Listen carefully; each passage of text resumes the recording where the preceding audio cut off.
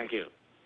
Back here, the lines between state courts and the political process, those lines are growing even more and more blurred. 38 states hold public elections for their Supreme Court justices, and campaign spending on judicial contests hit record levels in the last election cycle. A new study found the 2011 through 2012 election cycle saw nearly $34 million spent on TV ads for state Supreme Court races. That far exceeds the previous two-year record of $26 million spent in 2007 and 2008.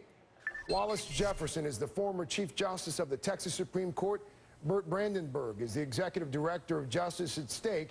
It's an organization that aims to keep courts fair and impartial. Bert, let me start with you, just with a basic question. What does this money buy? People spend money because they want something out of the courts.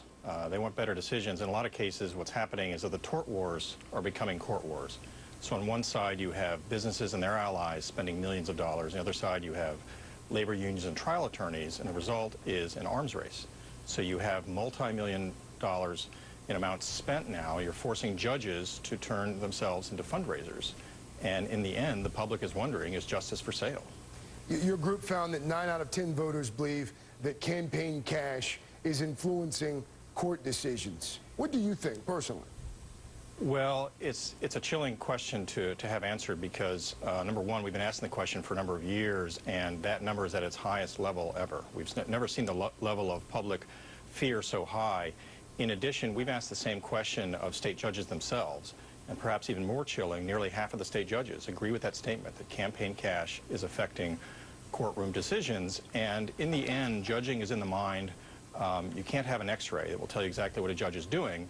What you try to do is get the best possible people on the bench and then create a system of political insulation around them so that there can be as little pressure as possible, and it's that the money is eroding that insulation. Wallace, you recently spoke to The Atlantic, and you expressed your dislike of electing judges. You said in part, quote, "It is a system, it's a broken system. We shouldn't have partisan elections. I do not like the concept of a Republican or Democratic judge. I think fundraising undermines the confidence in a fair and impartial judicial system." Let me play devil's advocate for us for a second here. What's wrong with letting the people decide who their judges should be? You know, the idea of accountability for judges is not bad. The problem is, in practice, most people in Texas don't know the judges they're voting for.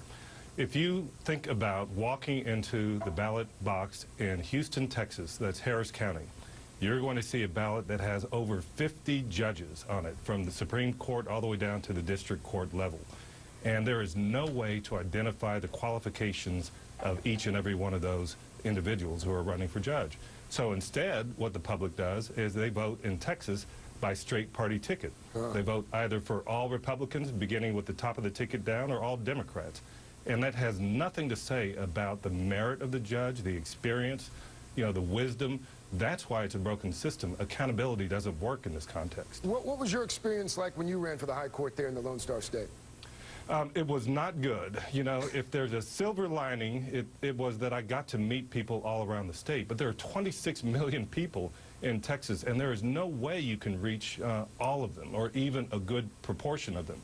And then you have advocacy groups who come to you and say, we want you because we want you to vote this way, which represents a fundamental misunderstanding of what judges do. Bert, we should note here that this has not always been the case in this country. I mean, this is a somewhat recent phenomenon over the last few decades. How did we get here? The Big Bang was the year 2000. That's when money really began to flow in nationally. We'd seen this in a couple states beforehand, actually Texas and also Alabama and Mississippi. And then suddenly there was a much more concerted effort, first on the business side and then a reaction on the other side. And then it turned into an arms race. And as Justice Jefferson said, this is not the system that our judges signed up for.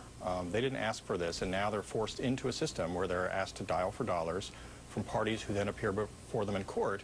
And when election time comes, instead of having time to actually talk to voters, they have to spend their time talking to donors.